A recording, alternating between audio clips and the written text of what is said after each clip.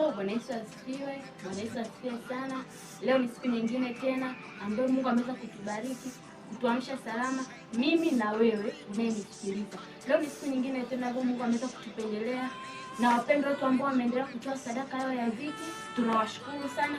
Na mpaka sasa viti vimepatikana 52 kati ya viti 250. Kwa hiyo tumebaki viti 198.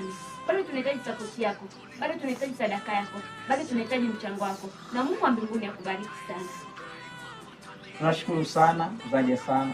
Kama unavyotuona hapa tulivyokaa, tumekaa juu ya viti ambavyo vimeletwa siku hii ya leo, tena vitu vingine. Mungu akubariki sana wewe unayeendelea kutusapoti na kututia moyo katika kazi hii ya utumishi wa Mungu. 1000 yako, 2000 yako ni ya thamani sana kwenye utumishi huu wa Mungu. Mungu akubariki sana zaidi sana. Namba zetu ni hizo zinazopita chini. Tunaomba sana support yako.